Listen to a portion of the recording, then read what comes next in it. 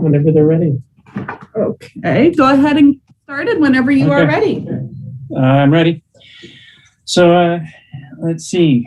Calling to order the June 7th meeting, 2021 of the Mendocino Historic Review Board at 2 o'clock and 2 minutes in the afternoon. Staff, can you read the pertinent information for this virtual meeting?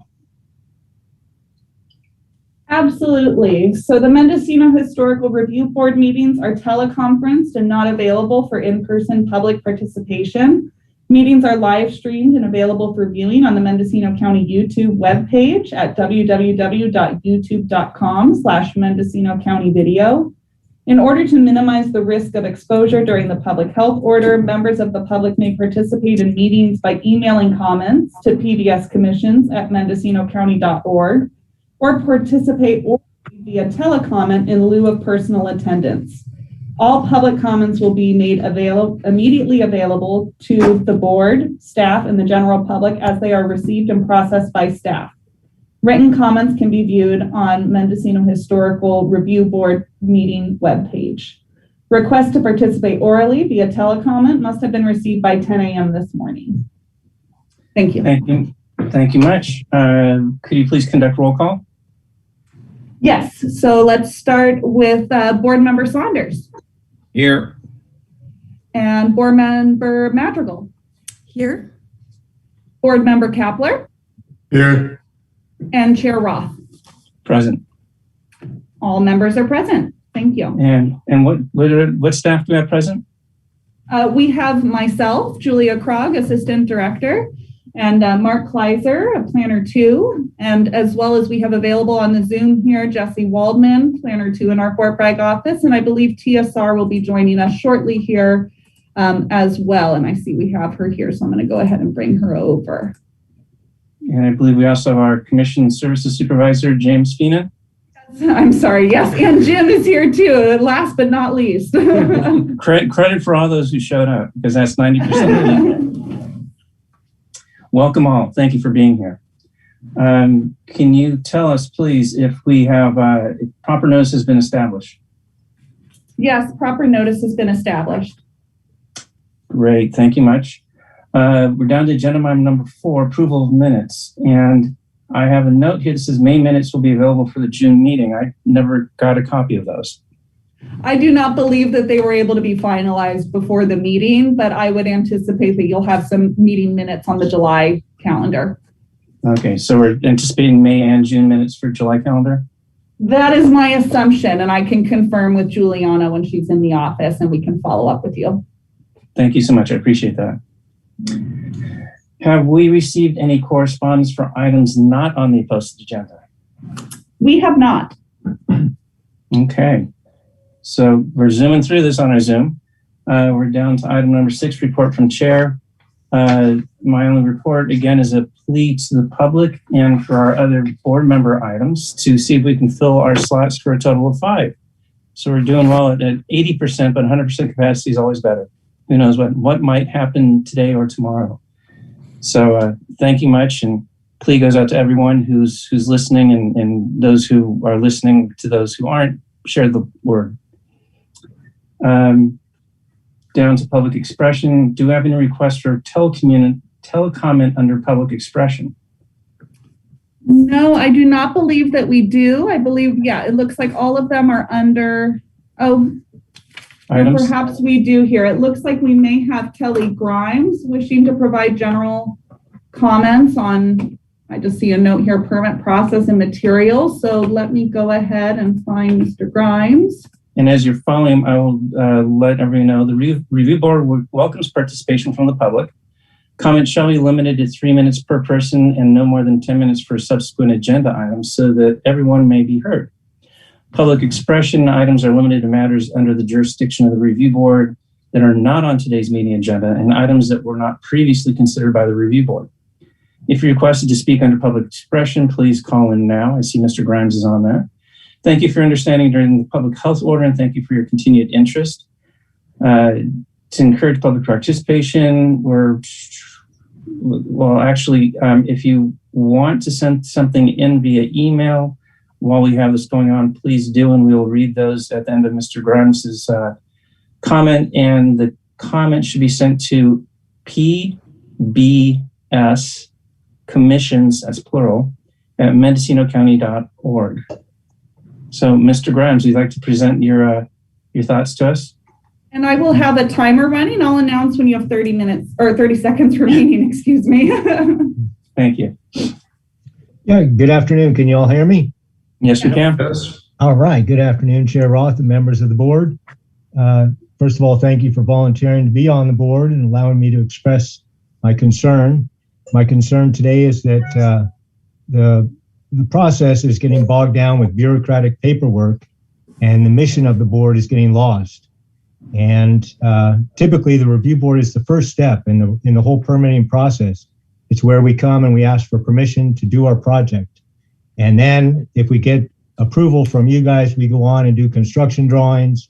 We get through the planning department, the building department, and we get a permit issued. Then we go into construction, the whole process. Throughout this process, if there are any changes to be made, there's no way to come back to the review board and present those changes to the review board. And so the planner is left in a very difficult position of either approving the change, rejecting the change, or asking us to come up with another fee and go back to the review board for a simple little change on a project that we've already been to the review board on. So I'm just asking that the process be reevaluated so that it's more friendly to the applicant. And I could go through and cite example after example of my own projects, but today you have a perfect example on the agenda. The Baptist Church was approved last meeting. The only reason it got to be on this week's agenda again, or this month's agenda, is because one of the review board members was astute enough to realize that a handicap ramp is probably required. And so they put that condition in that, hey, if a ramp's required, you could come back to the review board. Had you not done that, the Baptist Church could not come back without paying a new fee. And that's a huge problem. And another illustration of my point is if you read the memorandum of the Baptist Church application today, the memorandum talks about whether a encroachment permit will be required. It goes into a bunch of bureaucratic stuff, and it recommends approval. It doesn't talk about the window that's being removed, the wall that's being removed. It doesn't talk about any of the historical ramifications to the building. It just simply goes through its itinerary, the planning department's itinerary of encroachment permit, use permit, those kind of things. And there's no mention of the historic nature or the historic material within this project. And this is a historical review board. And to me, that seems to be a shame that there's not even a mention of it in the planning staff report. Mr. Grimes? 30 seconds remaining. And this is now we're commenting about an item on the Well, I don't mean, agenda. I'm not commenting plus or minus for the thing. I'm just saying the process makes it very difficult to decipher what exactly they're asking for today. It's a 39-page staff report. Okay, Mr. Grimes, again, we're not talking about items that are on the agenda. That your comment about process is duly noted, and we will bring back to staff a concept of what can we do if there is a revision to a design that came before MHRB that was approved and then became changed. So I'd like you to stick with that. If you want to comment on the application that's on the agenda, then I encourage you to take your comments to that item directly, please. Fantastic. Okay, I wasn't sure if you were going to cut me off on that. I've got one more thing. So my suggestion is instead of distributing a permit, they can't be changed, perhaps you could leave the MHRB permit open until construction is complete. That way, it's an open door. We can come back, we can renegotiate. Otherwise, the planner gets a lot of power in whether they're going to approve something or not. And I can give you specific examples if you let me speak when the Baptist Church comes up. When that does, you may talk at that. Absolutely. Thank you. And that was time. Thank you. Thank you all. I know that this is public expression. I'm wondering if it's within the rules to ask staff a couple questions regarding that public expression. Typically, that would need to be agendized. So if you'd like to give staff, direction to agendize a discussion related to that, I could, but we can always see what the scope is of your questions before we talk about agendizing it. Sure. And how best to communicate that with you? Give you a call or talk about it here? Yeah, if you want to let me know what your questions are right now, we can see whether or not I can answer those or whether or not that's something we need to agendize for a future date. Okay. So Mr. Grimes had brought up the idea about leaving it open. My concern is that there's an appeal process that is tied into a hearing. And so if we left the permit open, could you administratively run the appeal process? Probably not, but I would need to confer with council on that. So that's probably an item I would say that staff could come back with a discussion, agendize a discussion for that in the future. Okay. And if you wanted to sort of extend that creativity, and I understand that we don't want our planning staff to make design decisions. We don't want to put that burden on them. So a question about how we might change our procedures, wherein if there was some sort of change in design as it related to determination by building or planning permits, that there's a window whereby the applicant can come back in front of MHRB within their initial permit. Okay. Does that make sense? Yes, it does. So I think I'll have to confer with council a little bit, and then we'll probably agendize that for a future meeting under matters from staff. Okay, that'd be appreciated. And any other telecomment? Not for this item. Okay, great. Well, thank you. On the consent calendar, I see there are no items. Is that correct? That is correct. Which brings us to agenda item number 9A, regular calendar. And our first case is MHRB application 2021-0006, Mendocino Baptist Church Access Ramp Revision. And here we go. This is a clarification to the Mendocino Historic Review Board permit request to renovate existing lawnmower shed and foyer on the south side, add awning, storage, and deck, and repair sidewalk and driveways, and install compacted crushed rock. Baptist Church is located at 45171 Little Lake Street, Mendocino, and I believe the biggest piece of this is actually the accessible ramp. And I believe our staff presentation is going to be given by Plana TSR. Please go ahead. I am Planner TSR. This is the item that I'm bringing back to you here is MHRB 2021-006. On May 3rd, the review board approved MHRB 2021-006 with an added condition that applicant would return to the review board with the proposed access ramp. On May 11th and May 17th, applicants submitted revised plans as the required access ramp. As you can see there in the packet, the attachments there, the proposed ramp material is consistent with the existing concrete finish near the Baptist Church entrance. Note if the proposed access ramp within the Mendocino Department of Transportation right-of-way and encroachment permit shall be obtained from Department of Transportation. The project will require a building permit. Staff recommends accepting the clarification and the addition of the access ramp as part of the project. Noting adoption condition 12, describe pathway materials. This clarification is allowed by the adoptive condition on number 13. Thank you. This concludes staff presentation. Thank you so much. Do we have the applicant present, either James Kirby or Paul Douglas, architect? Chair Roth, I have a quick question. Procedurally, do we need to rescind the previous motion before we discuss this? I think that happens at the end of when we bring up a motion. It's a motion to, what do we say it? Not cancel, rescind one application and approve the current application. So I think that goes within the motion. And if I may, since this is requesting a clarification of the previously issued permit, you do not actually need to rescind the previous approval. You're just really determining whether this project fits within the clarification of this particular permit that was previously approved. So are we amending the application 2021-0006?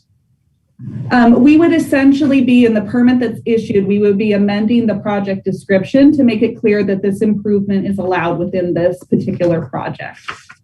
Okay. So if approved, it would be amendment of the project description to include Correct. the staff. Okay. Thanks for the clarification. Thank you for the question. Mm-hmm. So I see do we have someone? It Do we does have the not applicant? It does not appear that we have the applicant or the agent on the line for this particular item. If we do have them on the line, please raise your hand and let us know, but I do not see that we have either available at this time. Okay, we'll have to proceed without them, I guess. Have we received any correspondence or telephone calls related to this item? None that I am aware of, and Tia, I'm unsure if you have received any, and she's shaking her head no, so okay. Okay. So at this point, we'll bring the public hearing open. And that would be anyone who wants to talk. And point of clarification, I know that Mr. Grimes had commented, does he have the ability to call in or reconnect for this? Yes, he does. I can go ahead and allow him to speak whenever you are ready.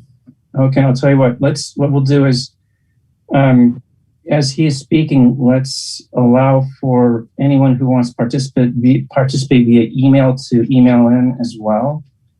And again, that would be send your comments to pbscommissions@mendocinocounty.org. So if we can bring Mr. Grimes back on, that'd be great. We did send an email. Oh, he did send an email. Yeah, okay, great. So, Yeah, thank you very much. Good afternoon again. So Welcome. this is a perfect example of how the process does not work real well, because there are several examples. I mean, first of all, the fact that the ramp was left off last meeting and the fact that we're back here reviewing this under a special, I don't know what clarification means, but there obviously is some confusion as to what exactly the process is here. Do we rescind? Do we new? Thank you for clarifying it, Julia.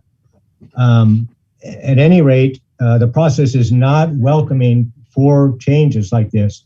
And every project that I've been involved with, which is more than 20 years as an architect, has had changes. And let me just point out here, the changes that they submitted for this time, they have a new ramp that's 4 feet wide, 9 feet long. And you've got a little elevation of the front of the church there with a new ramp. They've got a little point new ramp, says 9 feet. That ramp has to have a handrail on it. It's required by code. The planner doesn't necessarily know this, but the building inspector does. So when you go to get your building permit for this project, the building inspector will kick it back and say, hey, you need a handrail. At that point, the architect will put on a copper handrail and push it back and say, you know, this is good. And then the planner has to determine whether that handrail, you know, is legit. Is that a change? Does it need to go back to a review board? Can it just go through? And so basically the control of this project is out of your purview. It's now in the hands of the planner, because this is, you know, there's no way to come back to you guys and say, hey, there's a copper handrail now. Can we allow that? On the backside, there's those new overhangs are going to require a non-combustible material on the underside of an overhang. This is a new requirement due to the fires, the wildland urban interface requirements. And all buildings require this, a non-combustible material that's compatible and fits into the character of the town is a hardy soffit material painted. It's very simple, but when I call out hardy soffit on my plans, the planners look at that and say, hey, that's a synthetic material that's not allowed in the town. You can't do that. So I'm left with nothing. I can't do the project, and I can't go back to the review board. I don't know where to go at that point. There's also this project there's a lower deck. Someone had the foresight last month to see that there was a ramp required to get into the church. There's also going to be a ramp required to get to that lower deck. It's not on the plans. It's going to have to be revised. And again, how are they going to come back to the review board without paying another fee? So I think this is just a perfect example of the problem with the process. Thank you. Thank you, Mr. Grimes. Do you have any other comments for email or comment? No, not for this item. I do believe we just sent a link to the project agent, Mr. Kirby. I'm unsure how quickly they'll be able to connect, but they are going to be available if their review board had particular questions on this item. I don't see that they're on the line quite yet. Okay, well, let us know if they do come up. Okay. All right, let's bring this back to staff at this point, and please take your turns and any comments on the application in front of us.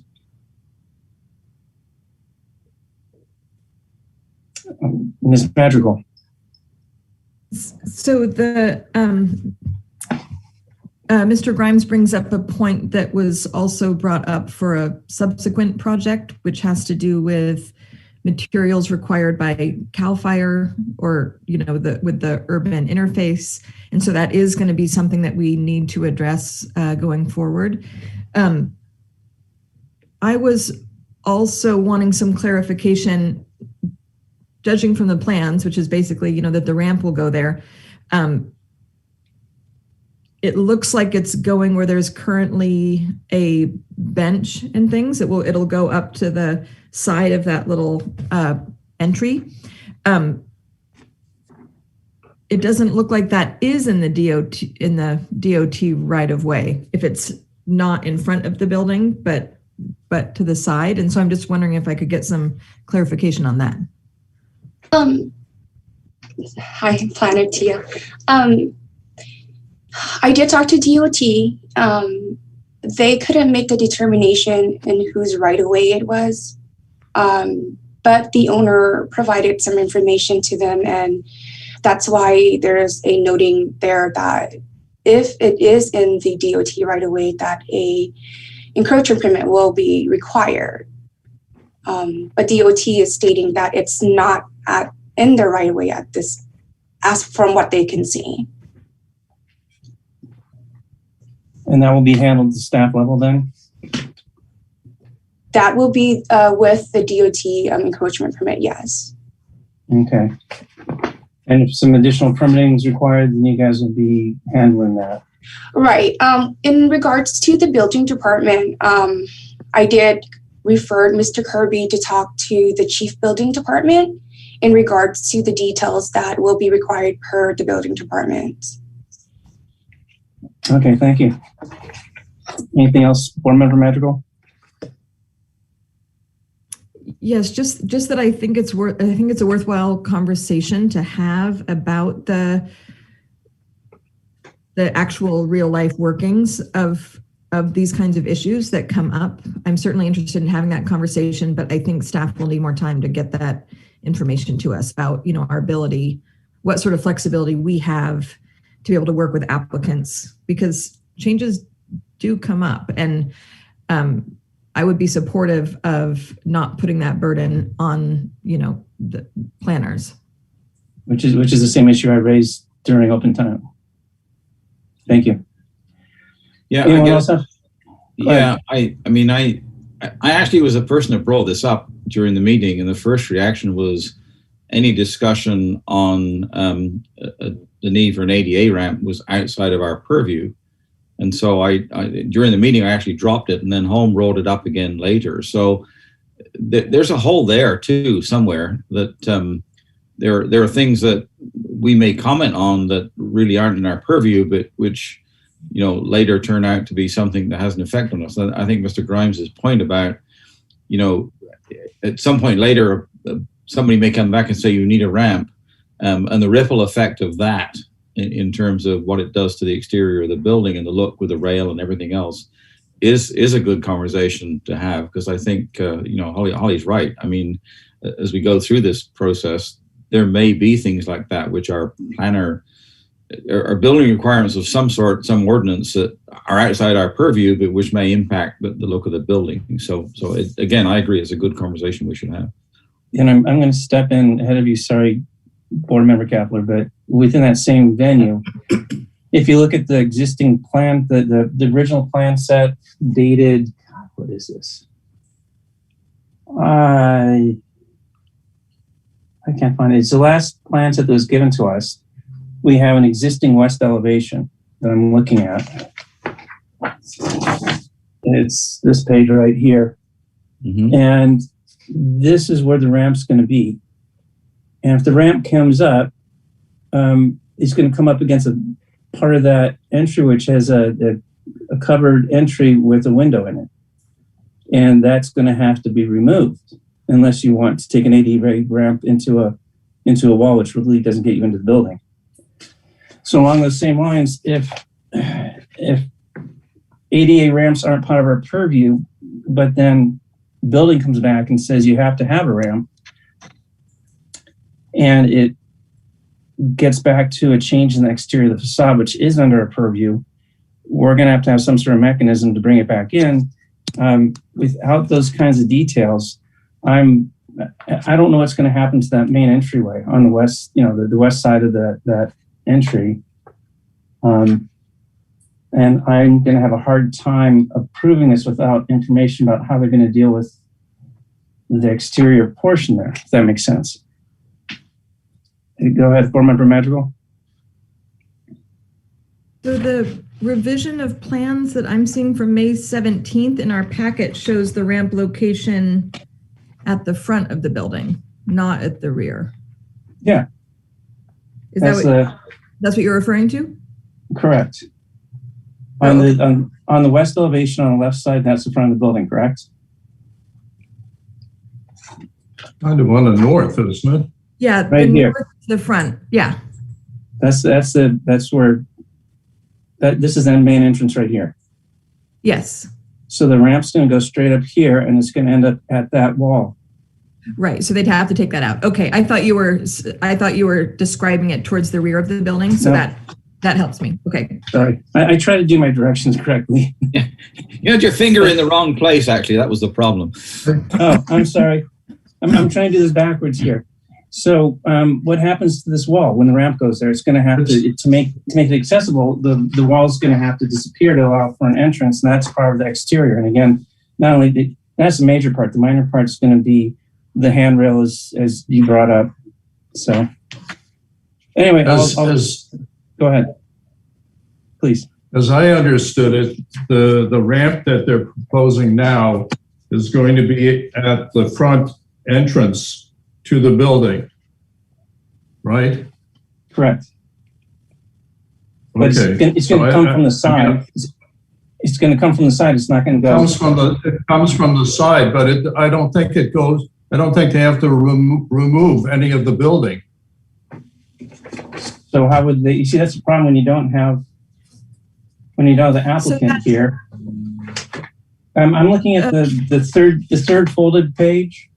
Here, I'm going to go ahead and share screens here, and you guys can direct me to where you want to go in the packet. Okay, can you bring up page A2 of the current packet? Yeah, the entryway has sides to it. That little entry Right there has edges to it. So if you look, the ramp goes up and it goes into a single line, but that single line right there, that right there is the sidewall, which is symmetrical with the one on the opposite side of the entrance. So they're showing removal of that wall and window. Now, if you first look here, you Correct. can see that that's where there is what looks like a more solid wall and window. And you can see it on elevation as well, which is the page before. And then I do see in the packet here too, they did include, and I'm sorry, this is sideways. I'm wondering That's all right. if I get clockwise. There we go. That's a little better. Let's see. They do show here that it would be, here's that solid wall here, and then would have the ramp coming off. My assumption here is that they're just going to essentially remove the window portion there and then leave it open based upon that view. And then this secondary view that appears to leave it just completely open. So that would be something that would go under our purview. And without the applicant here to respond how this is going to happen, or regardless, I can't see how we can just arbitrarily say go ahead and remove that section without having some more details to what the proposal is and a discussion about that. Member Kapler, did we cut you off? Well, you know, even last time, and I think I brought this up after the meeting, I felt that there was a lot of confusion. We had a number of different drawings from different time periods, and things changed. And so I wasn't sure which version of the plans we were going with. And I raised the point that you probably needed some ADA access to this building. And so now they've come back with a plan for a ramp that gives you ADA access to the front of the building. But I think, as Mr. Grimes mentioned, don't you also need ADA access to the deck in the rear of the building? And that doesn't seem to be addressed. Then there's the point that Kelly Grimes raised about the need for a handrail. If there is such a need with an ADA ramp, then we ought to be informed of that as well. So it seems to me that we're missing a lot of information here. So maybe the process would be that we have an ADA compliance review, a set of drawings that are revised, a full set, without having to refer to prior versions, and have them come back with the compliant ADA designs that impact the exterior of the building brought back to the review board. Mm-hmm. That sounds reasonable. And what does staff think that can be done? Do we have any rules against that? That certainly can be done. Staff would recommend that the review board continue this to the next agenda. So that way it's continued to a date certain and the applicants can come back at that agenda with that additional information for the review board to consider. Okay, so I'm going to take the executive move that we continue item 2021-0006 to the July meeting, requesting a review of all ADA compliance by the county with regard to the exterior of the building is under our purview. A set of drawings that be a single set that will be created for our review so that we don't have to refer back to previous submitted items, so that we can hear this and make a definitive judgment on to either approve or reject this application. Yeah, I'm sorry, I missed part of the conversation there. I had a quick phone call, but one of the things I noticed was we asked a question about whether a ramp was needed. I don't know that I ever heard a clear answer from staff or anyone else that it actually was. We're discussing about how we put a ramp in, but I mean, somewhere somebody must know whether it's a requirement or not. And that was so my request was that the plan set get reviewed by the building department, specifically with regard to ADA requirements that affect the exterior of the building. Okay. And that with those requirements that the applicant prepares a full set of drawings that doesn't need reference to any prior set, so that we can review what they are proposing and have the applicants here to present the solution. And I would say let's put it to the July meeting unless they decide they need more time due to their process to push it further to the August. And that includes input from the building, whoever decides that is actually a requirement. Yeah, okay, I'm sorry, Ian, I missed that small section. That's fine. I think Board Member Madrigal has a question or comment. Yeah, I just want to clarify. I mean, unfortunately, we don't know the impact of their project financially of the month delay, because without them here, we can't ask them about what that impact is. So I would just hope that if they do come on in the process of this meeting, if they come on, like if someone's watching and gives them a call or something, and they end up coming back, that we are able to hear that. So staff, can we keep an eye on for the applicant popping in the meeting and allow for their testimony? That'd be great. Yeah, I just want to clarify. I mean, unfortunately, we don't know the impact of their project financially of the month delay, because without them here, we can't ask them about what that impact is. So I would just hope that if they do come on in the process of this meeting, if they come on, like if someone's watching and gives them a call or something, and they end up coming back, that we are able to hear that. So staff, can we keep an eye on for the applicant popping in the meeting and allow for their testimony? That'd be great.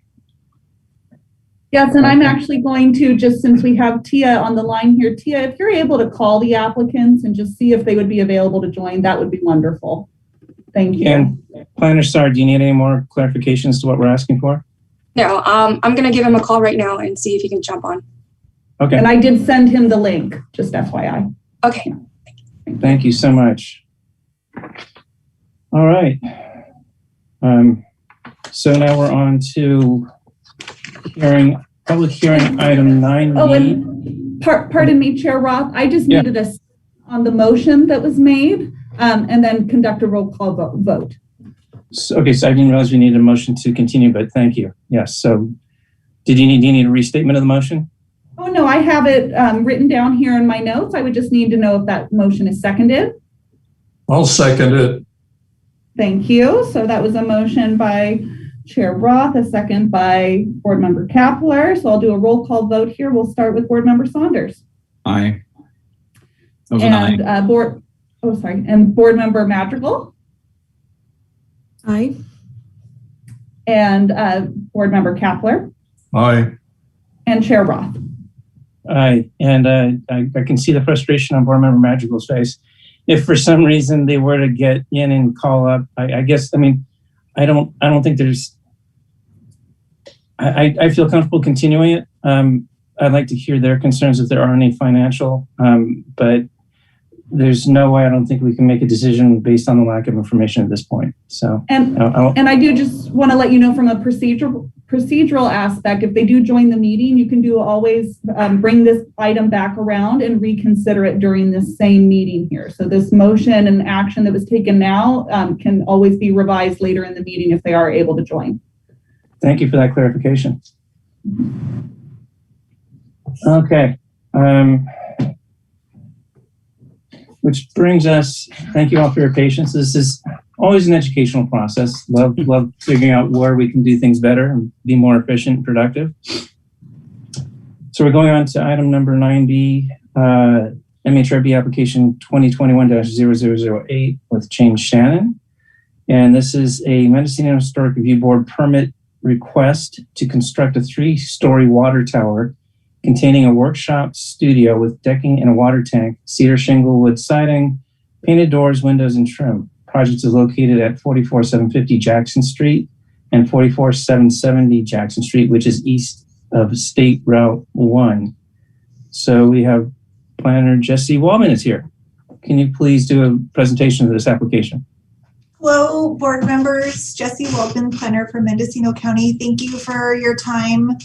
And yes, I would like to present the MHRB 2021-0008 project. The project is located within Zone B of the Mendocino Town Plan.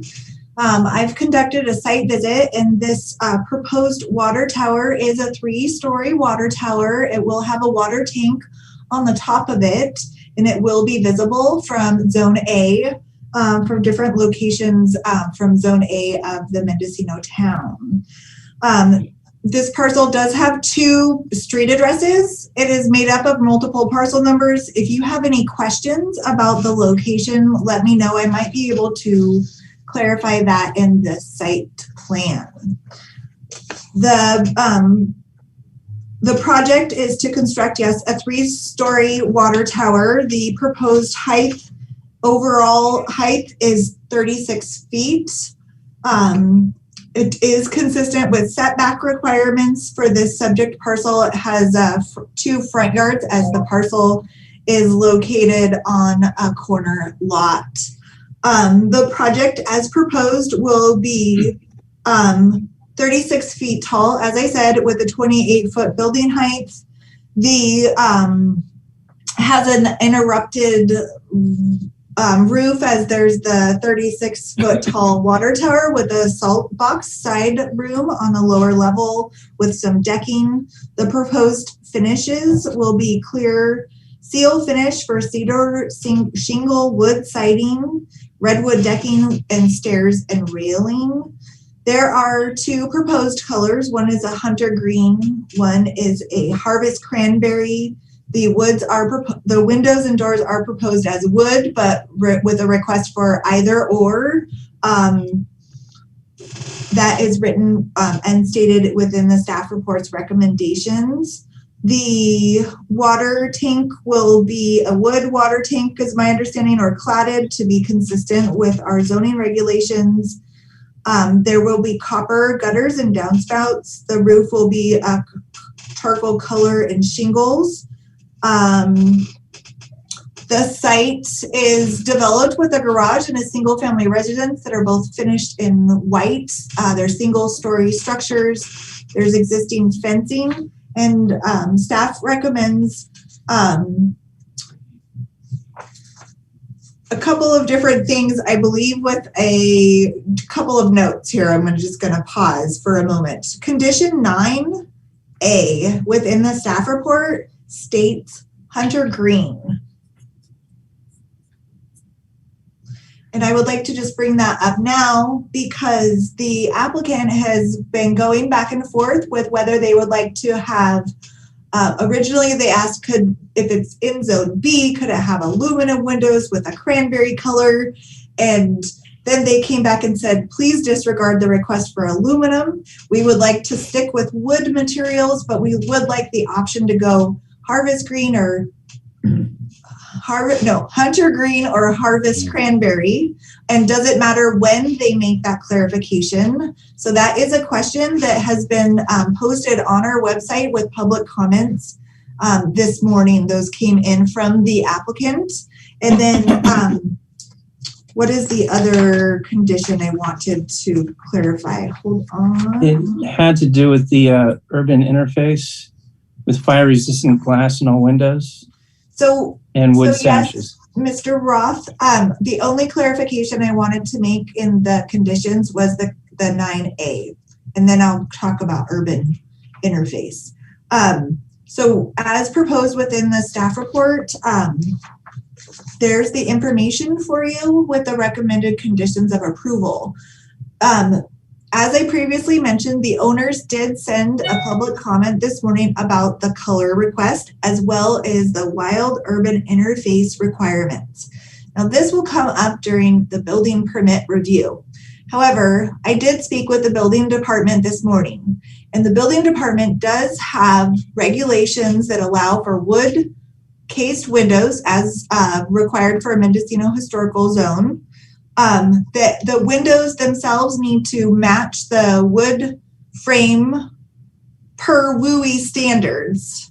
So the MHRB conditions say wood windows, either green or red. And then the building department will say, what kind of windows are you doing? Planner says they're wood, they're good. Building department will say yes or no to the WUI standards. So that as long as the materials are consistent with the MHRB, the building permit will not change the material of the windows, not change the color of the windows, but do the WUI standards. And by the way, the WUI is Wilderness Urban Interface. Wilderness Urban Interface. I think it's Wildland Urban Interface, but I could be wrong. Let me it doesn't matter. It's basically the interface between the woods and urban. Does it burn? Yes. So that was one of the public comments that we did receive, and that was from the landowner themselves. I have not followed up with them since this morning to discuss the WUI standards, but I will be glad to do that. But I wanted to get get a response for you guys. The other three additional public comments were questions about locations, colors, and overall support with the consideration of color, location, and if you have any questions, I would be glad to detail further. Thank you. Thank you, Planner Walden. Appreciate it. Do we have the applicant present? I do not see the applicant present, nor do I see their agent who did ask to be present, but they may be calling in. Yeah, we do have, it looks like we have Sam Waldman here on the line, so I'm going to go ahead and bring him in. Thank you, Erica. Thank you. And Sam, whenever you are ready, go ahead and unmute yourself. Perfect. I am unmuted. Can you hear me? Yes, we can hear can. you. Okay, great. If there's any questions, I'm happy to take them. Other than that, I think Jessie presented the project. And I think the description that she has in the staff report is adequate. And, admirably describes actually what we're after. The Shannons wanted to build a fairly typical water tower that they could enjoy and everybody else could enjoy. And that was the guiding principle. And I think we've done that. And I think in the staff report, in the recommended findings, portion A is an apt description of what we've done. So Thank you, Mr. Waldman. Questions or clarifications, I'm here to provide that. Thank you, Mr. Waldman. Appreciate that. Sure. Okay, so hearing from staff and applicant, we're now going to open up the public hearing. Do we have any telecommenters in line? Sorry, I'm just reviewing our list here. It does not look like we have any individuals who requested to speak on this item. And I do see, it looks like we do have a hand raised though from Kelly Grimes. Let me go ahead and please bring him on. Okay, and we have a hand raised from Seamus. Okay, I didn't have who Seamus was connected with. So we'll start here with Kelly and then go next to Seamus. So Kelly, you're in the meeting. You will have 3 minutes once you begin speaking. Go ahead. Good afternoon. I just have a real quick question. I'm interested to hear how Mr. Waldman is proposing to treat the overhangs with a non-combustible material. If that's going to be hardy, is it going to be painted? I'd just like to hear the review board weighing in on overhangs and non-combustible material if possible. Thank you. So having heard the comment about the WUI rules for non-combustible interfaces, we can I think we need to make sure that staff is prepared to be able to work that for us. With regard to the color that is under our purview, and maybe we can make some sort of determination, a rule set that it conforms with other colors within that class. Is staff prepared to be able to deal with this concept of the underlayment? Glenner Waldman, yes, we are. There are specific Mendocino Historical Review Board guidelines that call for structures that are visible from Zone A to be consistent with the MHRB guidelines. There are materials, as I've discussed with the building department in the last couple of weeks, that are allowed to satisfy the fire ratings. And so there is information that is required due to the historical preservation, and then there's information for fire requirements for construction purposes. And projects zoned within the Mendocino town are subject to both. Thank you. I kind of figured that you guys had that under control. I appreciate it. I believe Mr. Waldman had a comment about the project.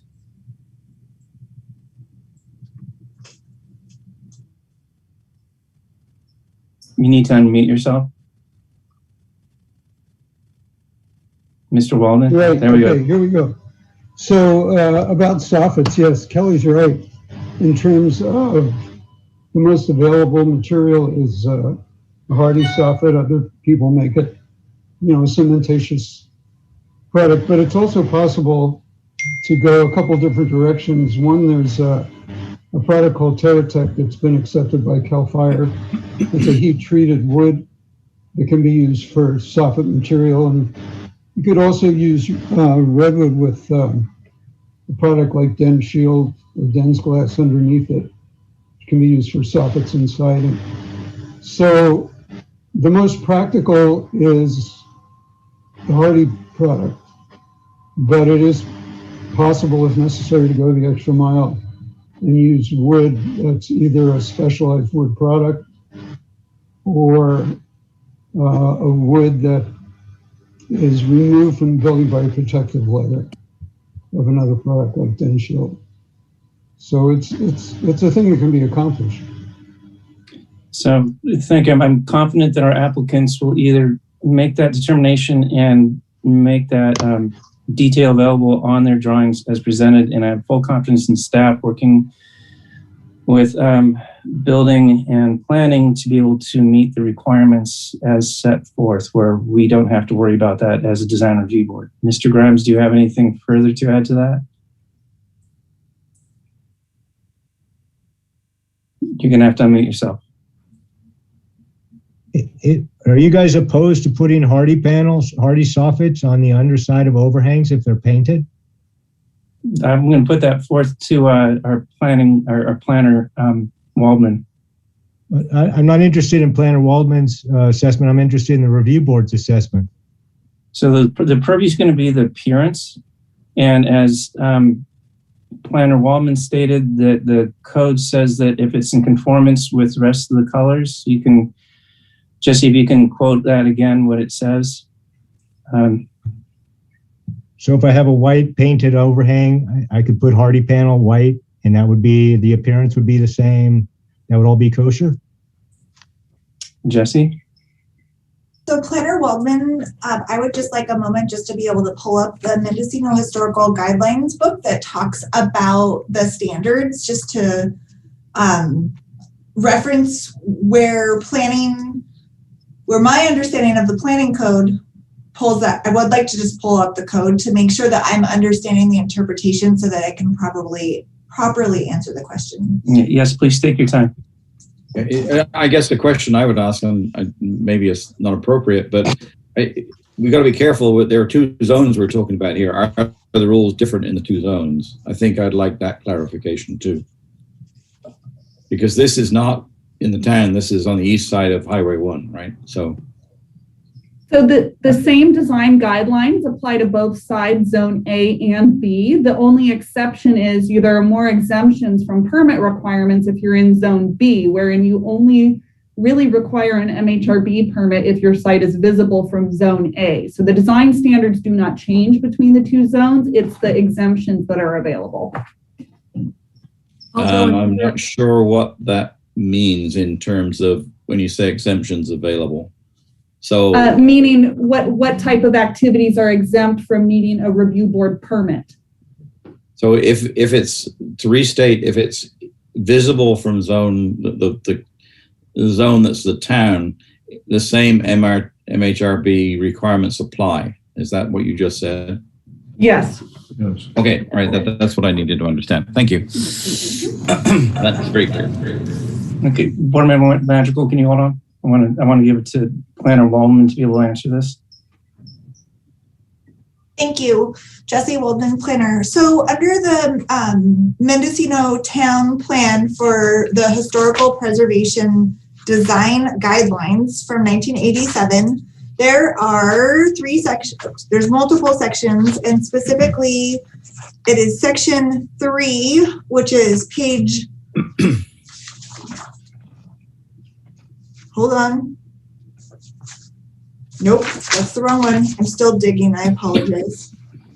So page 7 of the Mendocino Design Guide, the MHRB Design Guidelines, talks about the exterior building materials. And it says specifically, the Historical Review Board favors the use of natural materials. These include lap siding, V-rustic, TNG, shiplap siding, ANSAC, wood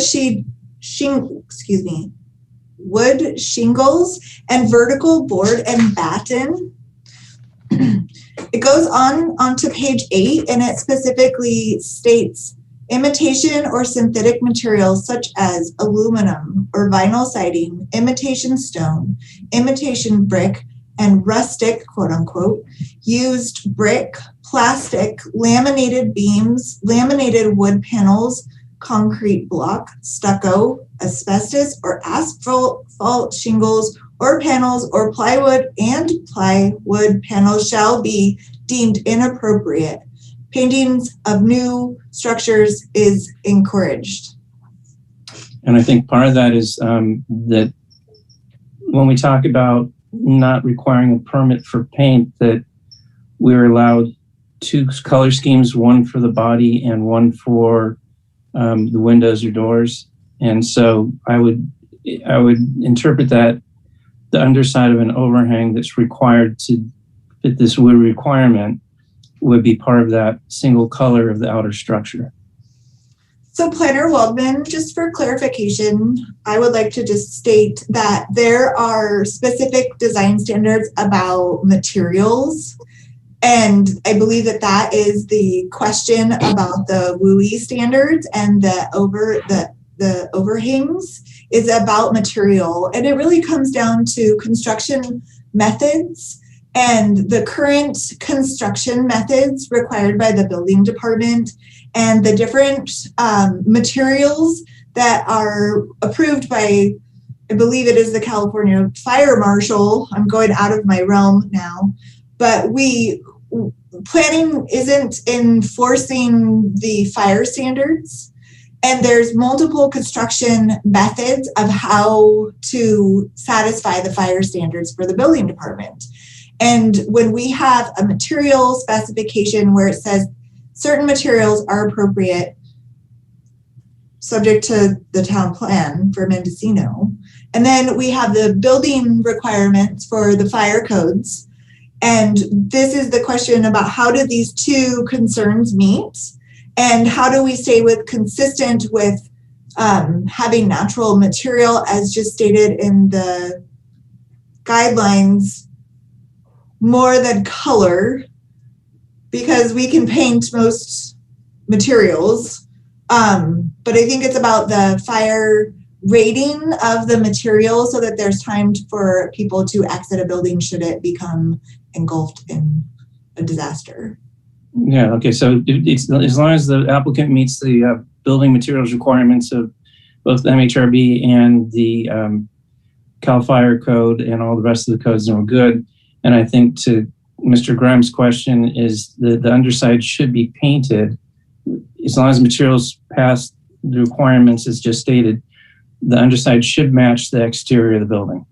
And that would be consistent with the two choices of color for structures. So if the public comment would like to come in and ask for the landowner or the agent on this MHRB permit to make a revision to their proposal for natural materials on this project, I could evaluate that. Or I could present that and say, yes, that is what is being presented. When the building permit comes in for our staff to review the building permit and the MHRB permit says materials shall be X, Y, and Z, and the plans say hardy board, which is basically it's a cement board. It is not a natural material. It is a synthetic material that I may be wrong to say it may be of a cheaper cost for construction method due to the requirements for using real wood. It does come down to cost and material. There's multiple overlays regarding using wood or natural material versus a synthetic material. So when that material is proposed in the building permit, planning staff's responsibility is to enforce the MHRB permit. Thank you. Can I point out one thing? Please go ahead. Since we're looking at the guidelines, and remember, these are just guidelines. This is not the code. These are guideline suggestions. So the planners always pull up that one spot about no synthetic materials, but it says the statement of the intent on the very first page of the guidelines. It says present day designs and materials are encouraged when used in a manner which is compatible with a sense of the past that is being preserved. So if I have a soffit that's overhanging and it's painted white, why can I not put hardy panel siding under there? It's the most effective fire stopping material on the market today. It says the guidelines say they should be encouraged to use modern materials where they're compatible. This is totally compatible. You don't see it. But the planners never allow it. They want me to spend extra money, put sheetrock behind my redwood on the underside. It's ridiculous. There's not a building in town that has it. Okay, so Mr. Grimes, we heard that. I appreciate it. We're getting through the technicalities here. MHRB is here for the aesthetics to ensure that we maintain integrity of its aesthetics. In no way am I or any of the other board members, I'm speaking for them, probably shouldn't, but there's no way we want to get in the way of other safety standards as long as it doesn't interfere with the aesthetics. And so I would like to be able to trust that the planners can work with building and CAL FIRE to find a solution that's suitable, that works within the MHRB code.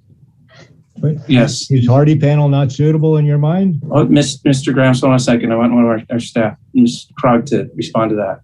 Thank you. Yeah, so I just wanted to give a little bit of comment here. So staff, when we make our analysis, we really base it off the review of the design guidelines. So if the review board is suggesting that hardy panel or hardy plank could potentially be used, or the cement board on the underside of soffits, that would be a very important clarification for staff to have, as otherwise we condition permits to require that they change the materials to be all wood and of more natural materials. So I think, if that's the direction of the review board, to give more of that authority towards staff to look at the appearance on that, as opposed to looking at the strict language inside the guidelines, then staff might be able to sort of tease out from a project the improvements that are proposing synthetic materials and versus those that are the natural materials for the review board to comment on and possibly add appropriate conditions as such. So let's see if we can wrap that discussion within the this application. Yes, Board Member Kapler. Actually, hold on. Go ahead. I just wonder, there seems to be an issue that's just sort of been raised during the discussion today. And I wonder if it would make some sense if we could get a memorandum from the staff outlining the issues involved here for our consideration at the next meeting. Let's see if we can parking lot that one. Hold on a second. We're under public hearing, and I want to hear from everyone. Yeah, we had one other individual on the line who wished to speak under this matter, Chair Roth. And can we bring in that person, please? Mm-hmm. Okay, I'm going to go ahead and bring over here Seamus. Seamus, when you're ready, I believe this may be actually our property owner as well. Seamus, please go ahead and unmute yourself and state your name for the record. My name is James Shannon, and I'm the applicant in this project. Go ahead. I think the discussion that you guys are getting into is about the WUI versus the aesthetics required for the village of Mendocino. And there is a conflict there, and Mr. Kapler brought up the right thing. You guys maybe need to plan for the future in the sense that wood versus, safety glass, fire glass, and I understand Mr. Grimes' concerns. I think we should move on. There's other aspects in regards to the tower and the colors, and we understand the soffits that Mr. Grimes is talking about. Okay, is that your comment? Yeah, that's basically it, Mr. Roth. Okay, thank you. I appreciate that, Mr. Shannon. All right, we have no more public hearing items, no more public comment on that. I'm going to roll forward to board questions of staff, and I think Mr. Kaplan, I think you're well. Let me just a second, Ms. Magical. This concept, I'm going to staff now. Can we, it sounds like we do have a conflict of MHRB guidelines and health and safety concerns and WUI recommendations. Would it be possible to prepare some sort of memorandum on how we can accommodate a rather conflict of the two or multiple bodies? We can try to figure out how to support this whole concept. Yes, staff will work on preparing a memorandum and agendizing that for the next meeting. And sorry to throw more work at you, but it sounds like we're kind of stuck in a corner where we're going to have to cut off our nose to save our face, which I don't want to do. Well, and just to we can certainly agendize that, and then just, review board members be thinking about how you feel about those synthetic materials. That would be very different than how we've seen the review board act in the past. But as Mr. Grimes pointed out, the design guidelines do provide for that type of change in sort of interpretation and practice. Thank you. So can I ask for a clarification? Please.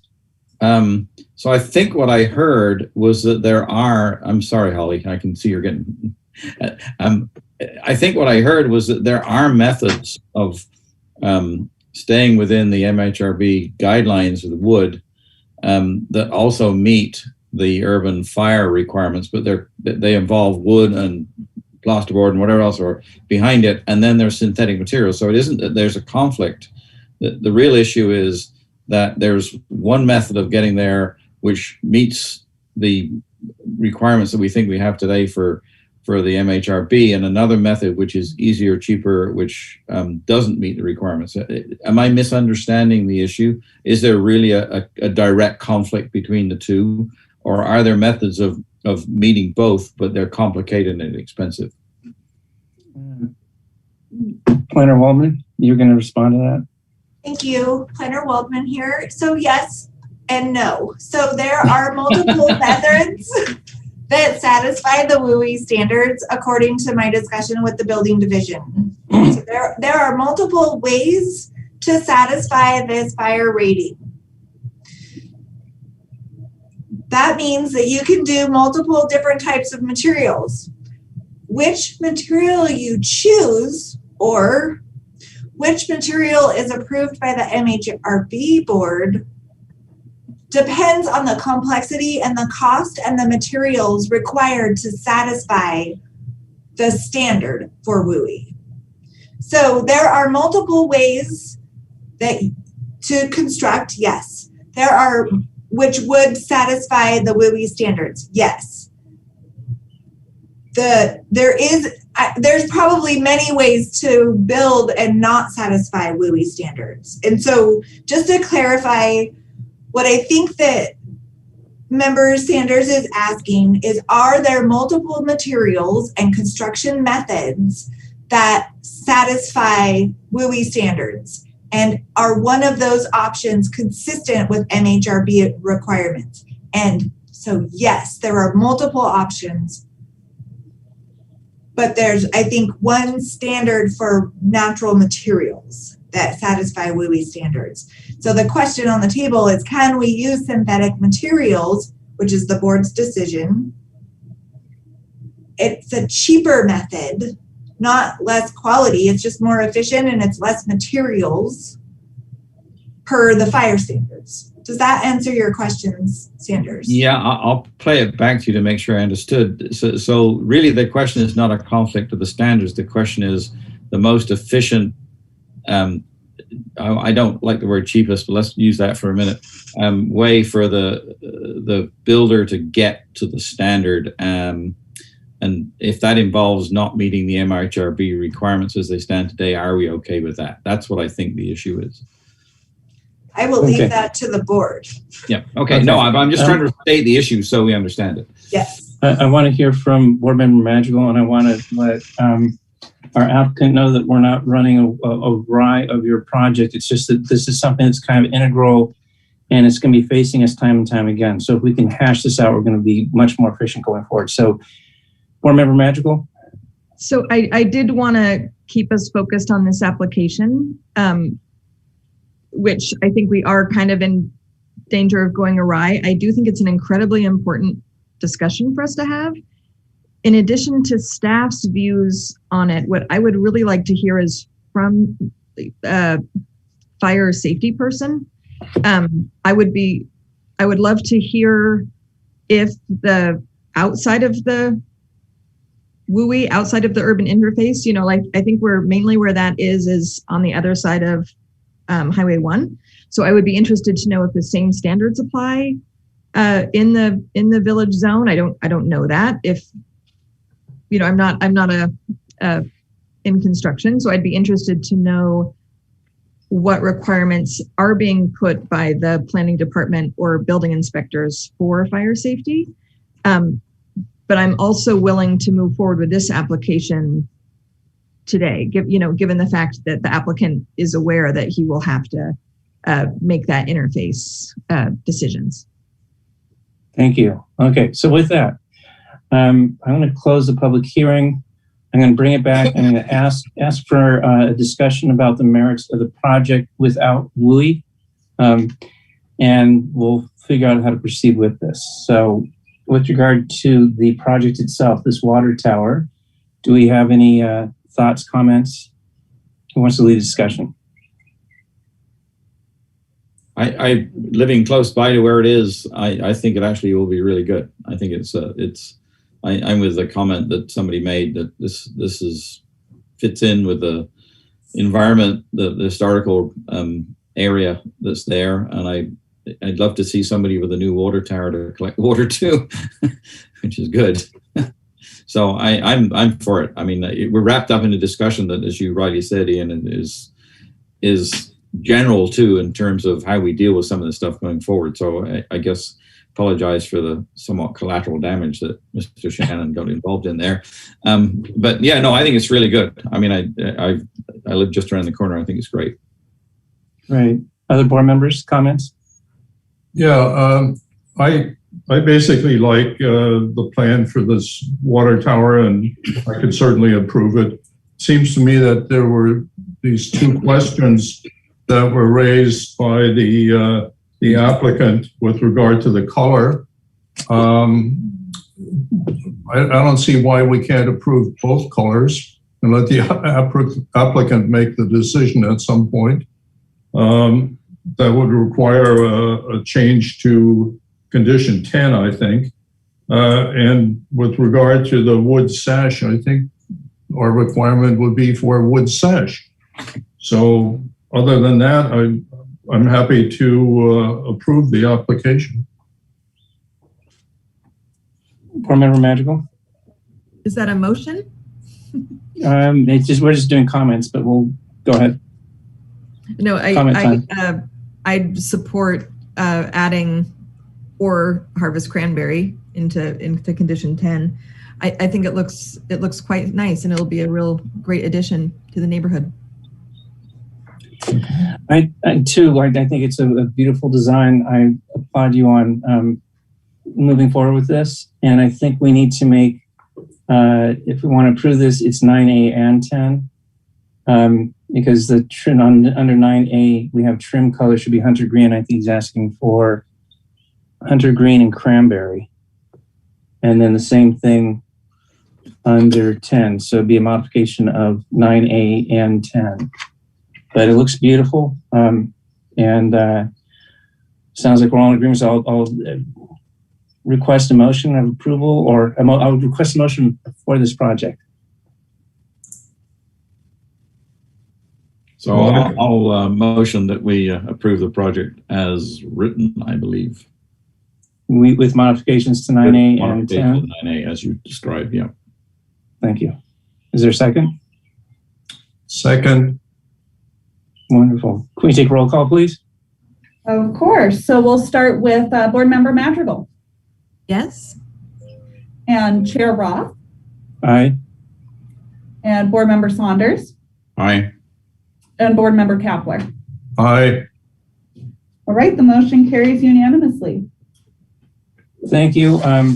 Mr. Shannon, sorry about the sideline over here. It's going to help make clarification for your project and all of this going forward. And I think with that, does staff have, I think we're looking for some sort of memorandum from you for next meeting, which would describe the ability to conform to both the WUI requirements as well as the MHRB requirements. And if we can get some sort of weigh-in from CAL FIRE or someone from that effect to do that and wait, just a brief kind of, if we don't take your suggestion of the natural materials and the WUI requirements, what that would look like. Sure, I think we'll talk with our chief building official and then see what kind of guidance he can offer. It might be a little bit challenging to get somebody from CAL FIRE, as you can imagine, during fire season, but we can always try to make a request. So we're just looking to make sure that all the players have spoken their voice and that we're taking steps in the right direction. Sure, understood. And Chair Roth, I do want to let you know that it appears the agent for the first project on the agenda, Mr. Kirby, is now available on the line if the review board wish to go back there, or if you wish to go back to that item at the end of the agenda. I defer to you. Let's bring them in because it's going to be less fresh in our mind after we go for the next item, if that's okay. Okay, so that would be returning back to item 9A on the calendar. Yes, please. So we have just brought in Mr. Kirby here into the meeting. Wonderful. Mr. Kirby, please unmute yourself and have you been appraised of our concerns, questions? No, sir. Okay, so let me walk you through it. Ms. Acker-Krog, can you please use your screen to, actually I have to ask Mr. Kirby, can you see the meeting? I can see the meeting, yes. Great.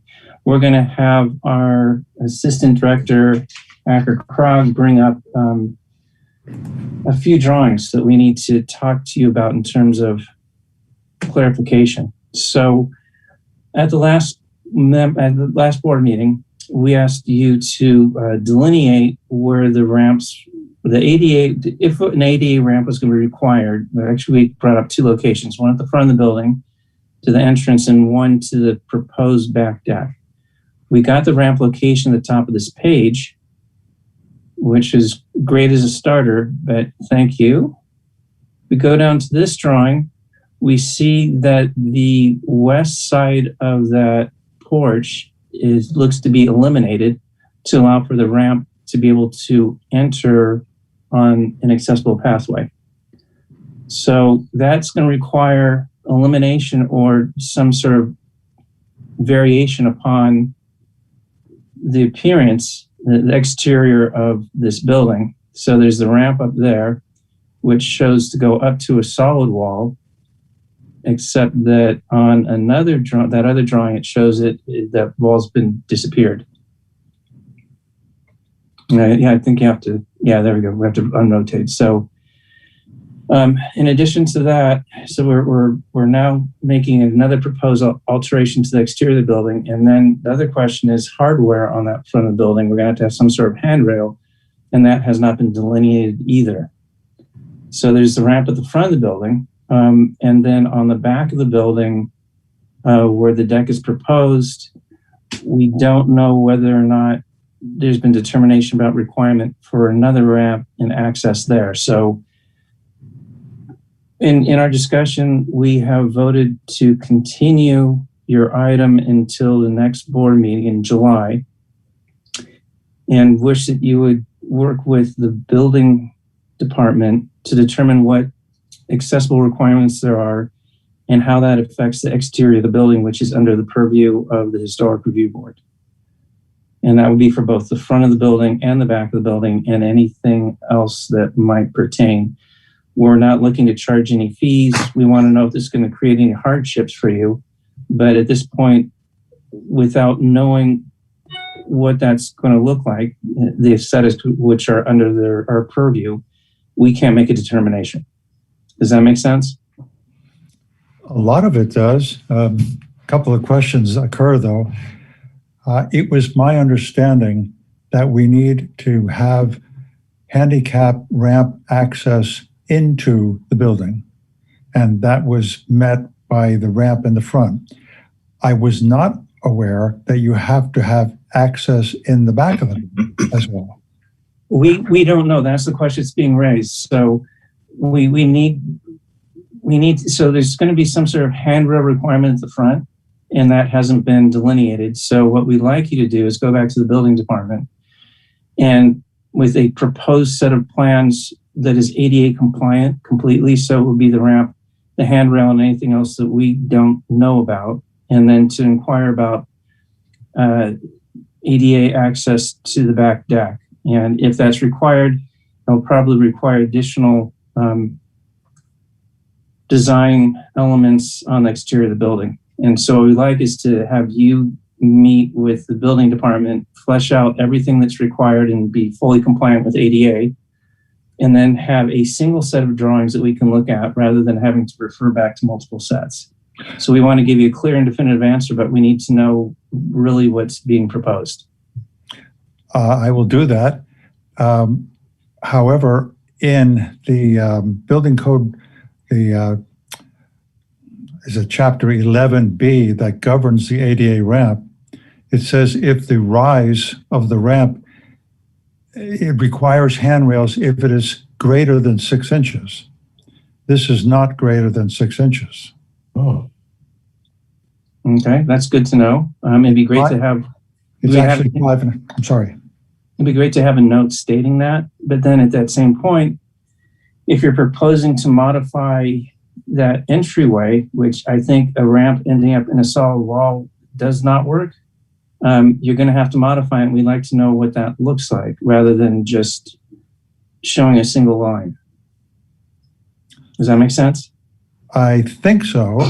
The west-facing porch wall, which is 4 feet wide and about 8 feet tall, that presently has a window. So the remaining area below the window would be removed as well as the window, and that's where the ramp, that's where the people would come up to the ramp and just walk right in. I understand that, and that's our assumption, but without a detailed drawing, it's really hard. You're not going to be able to bid it, and we're not going to be able to Okay.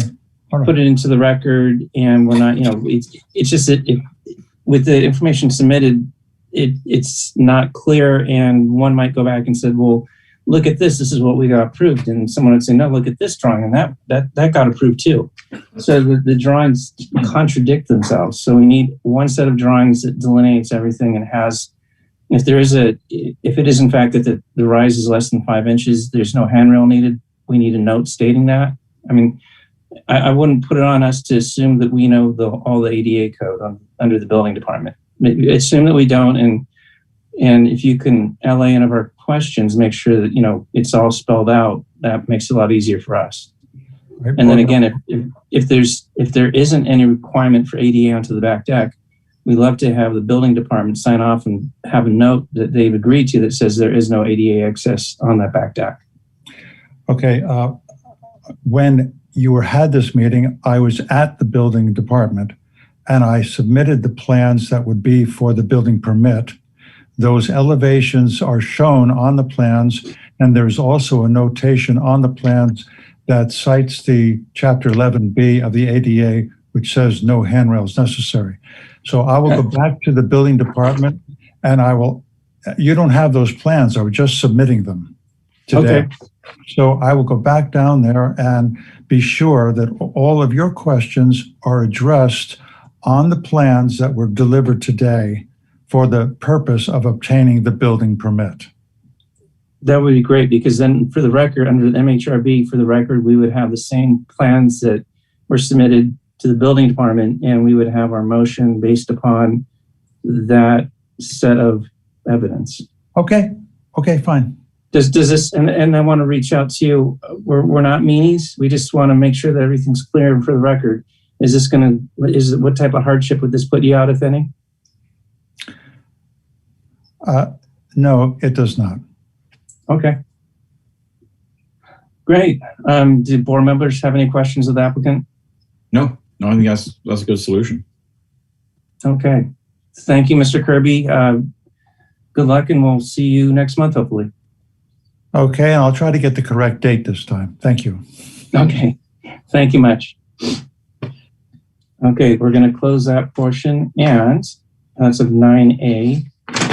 We're going to go to our last regular calendar session, agenda item number 9C, application 2021-0010, Andrea Shepard.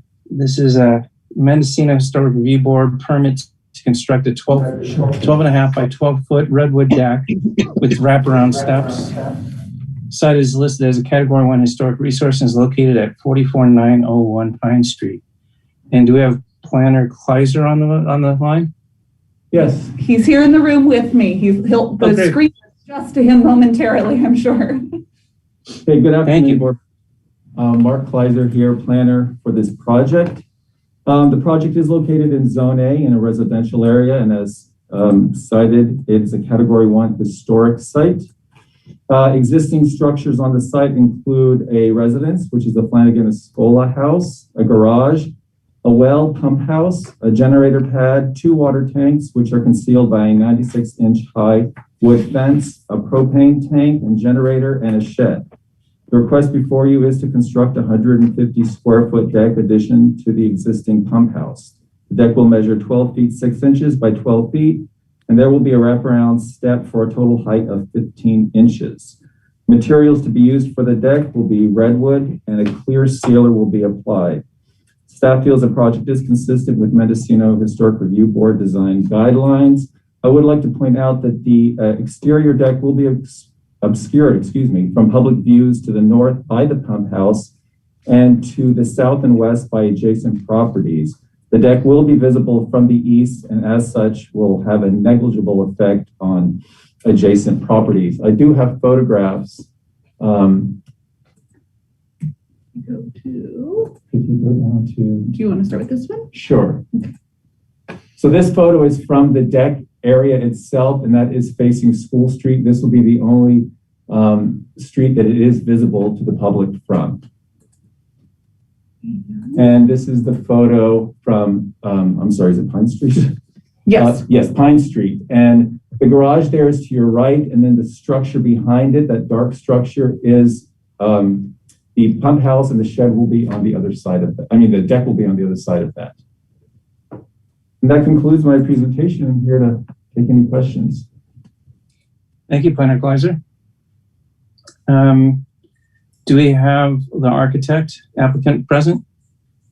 Yes, I've just brought in Todd Newberger here onto the line, and it appears Todd has unmuted himself. Good afternoon. Great. Thank you, Mr. Newberger. If you can present the application. Presentation has been just fine. It's quite a simple project, so unless you have questions, no further ado. Okay, if I can have you both stay on the line and handy, because we might have some questions of you. Sure. At this point, we're going to open up the public hearing. Do we have any telecommenters? There are no requests to speak on this item. Okay, and no emails to be read? No emails to be read either. Okay. All right. Any questions of the staff to the applicants or the staff? Nope, not from me. I feel like this is pretty straightforward. Yeah, I'm very happy with the plans that I've seen, and I have no problems. Great. I think the only thing that was interesting to me is I didn't realize it was a single story building until most recently. So it's been beautifully restored. I think it's very straightforward. So do you have a motion? Anyone want to propose a motion? Sure. I'll make a motion to approve MHRB permit 2021-0010, subject to the conditions set out in the staff report. Is there a second? Thank you. Staff? Okay, great. Board Member Saunders. Aye. Board Member Madrigal. Aye. Board Member Kapler. Aye. And Chair Roth. Aye. Congratulations. Yep, the motion carries unanimously. Thank you. Very much. Okay. This is time for all y'all to say your voice. This is report from review board members. Do you have a topic to report on or direction you want to provide to staff? Not for me. Board member Kapler? No? Are we talking about the issue? Signs? Oh, no, I don't have any here. We're at 10A. Board member Madrigal? Just that I've identified someone that I'm going to try to lobby to apply for the for the group. So we'll see. Awesome. Do you tell them we have a signing bonus? I mean, we pay them. Yeah, no, the signing bonus is a double term. Oh. Just kidding. Okay. Agenda item number 10B, discussion about returning to regular meetings following the conclusion of the public health order.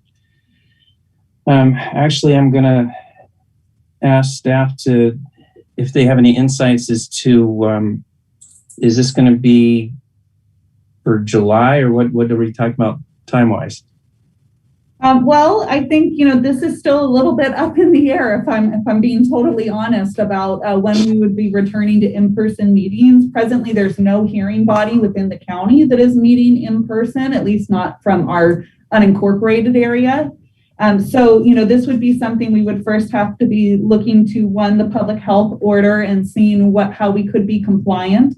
And then secondarily, ensuring that that's consistent with some of the other hearing bodies within the county as well as meeting Brown Act standards, some of which have been relaxed, and there has been discussion of full modification of Brown Act standards regarding how meetings are available to the public. So there's a little bit of up in the air right now, but I believe the intention with today was really to get some input from the review board members about their desires to return to in-person meetings and whether or not there's a desire to maintain those meetings to be held at 7 p.m. in the town of Mendocino on the first Monday of every month.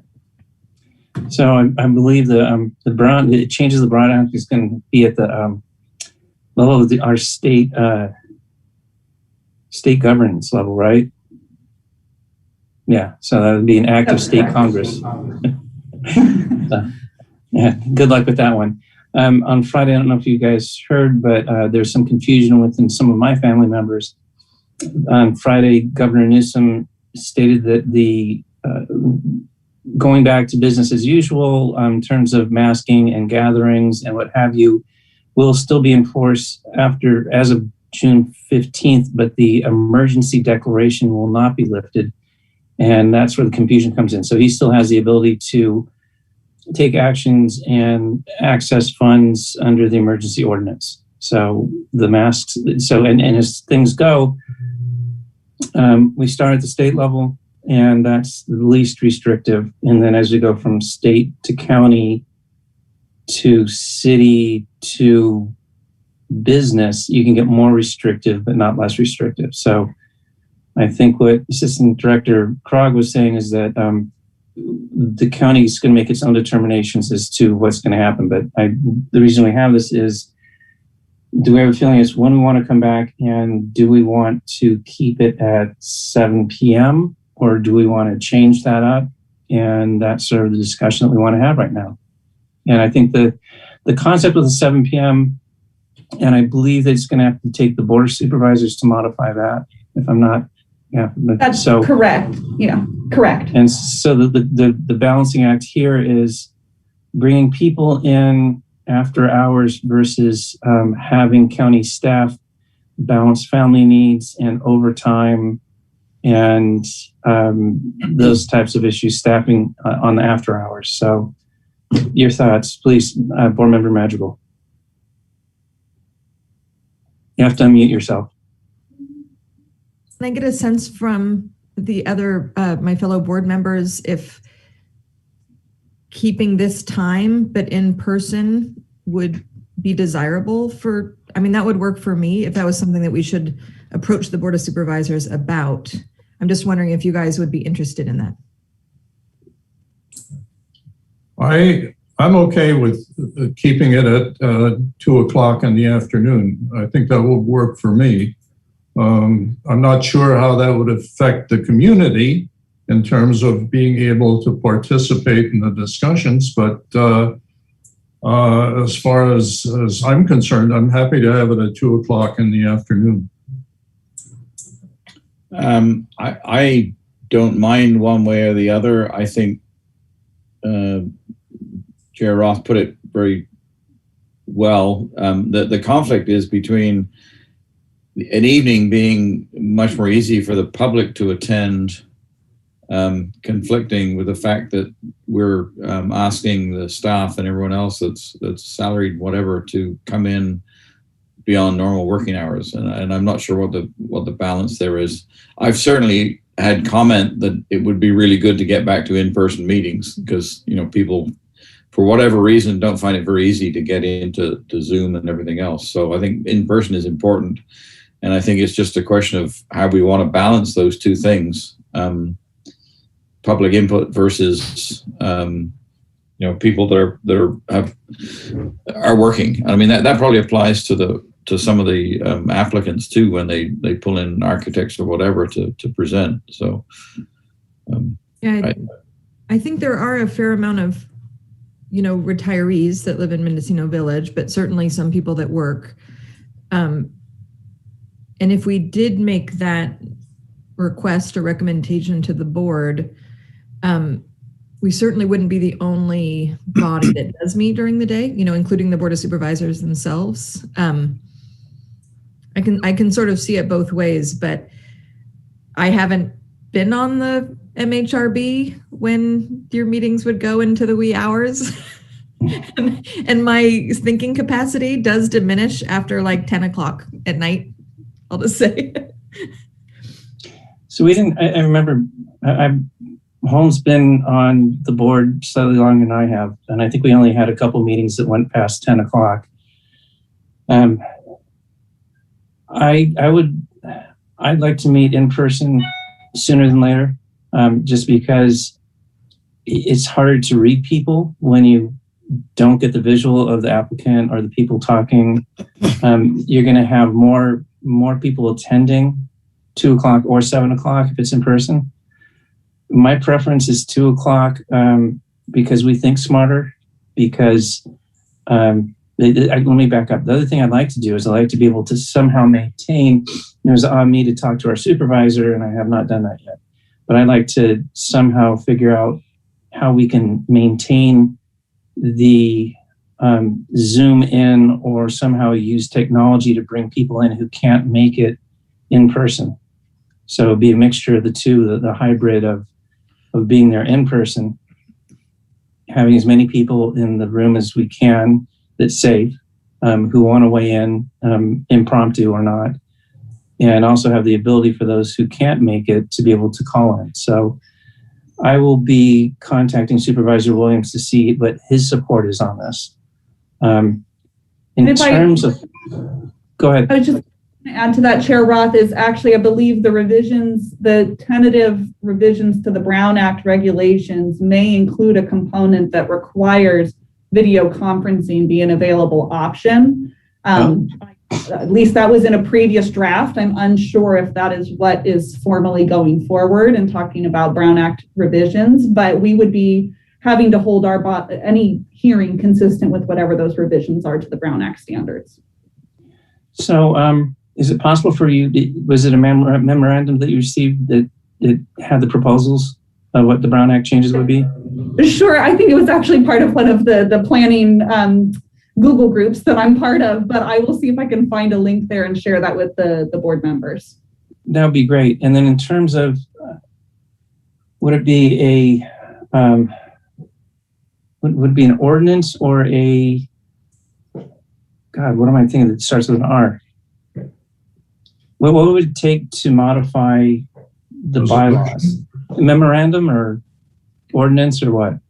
No, so the bylaws, I believe those would require, first, obviously, we'd want to run a draft past this review board to make sure you're in agreement with those. But I believe ultimately that action is taken by the Board of Supervisors, but I will actually have to go in and review the specifics around how this body was formed to be able to say that with absolute certainty. And I know that Juliana is out right now. Would this be a handoff to her? Yeah, I'm going to make a note, and I will likely hand this off to her for a discussion about amendment of the bylaws. And of course, we'll have to include our county counsel's office in any discussion about that. Would it be too much to ask to see if we can? I'd be happy to work with you on this, and with a letter or memo to the Board of Soups that we can, something that we can have ready for next meeting that we can actually review as a body. I will want to talk with council first and foremost. So Chair Roth, maybe we can follow up a little bit later this week on it and talk about what the next steps are. And if we're able to get it onto the agenda for July, that's great. But just knowing timelines, it may end up being August, but we'll try to get you some real answers. Understood. And feel free to reach out to me. I'd like to be able to, I want to put some effort into this one because this is coming up pretty quickly and I want to make sure that we do it right and we're not just scrambling. And Chair Roth, I do want to let you know that an individual in our attendees area, Rick Sachs, has his hand raised, possibly for comment on this item. And that's, yes, please. Okay, so let me go ahead and bring Rick over. And Rick, you've just been brought into the meeting. Go ahead and unmute yourself when you're ready. Can you hear me? Yeah. Yes, we can. All right. Hey, I just wanted to make a comment about this subject that evening meetings for me and I think most of the residents in the community are far more convenient. And lots of us business people can't do our business at night, but we can during the day, and we can go to meetings at night. And it gets probably more expensive for a lot of us to close up our shops and businesses to attend a meeting. As far as I can tell, this whole process is for the community, not for the planning department's convenience. So as far as if the reason for having daytime meetings is just because it costs so much for planning staff at night, I don't think that's a valid consideration. And that's what I have to say about it all. Thank you. Thank you, Mr. Sachs. Appreciate your comments. I think Board Member Kapler was going to say something as we... Yeah, I was just going to raise the issue of microphones. I mentioned it last time, and yes. You know, I've got a hearing issue, and I think it's important for us to have microphones in the hearing room. So I hope that Julia can do something about that as well. Thank you for reminding us of that. And I think if we do when we come back live, if we do have a requirement to also be on video or video accessible, then microphones would definitely be needed at that point. Any other thought from board members? Okay, great. So yes, please feel free to rope me in and get me involved in this one. I appreciate it. Yes, of course, will do. Okay. Moving to agenda item number 11A, letter to the Board of Supervisors regarding membership requirements. Go ahead, staff, you can present this.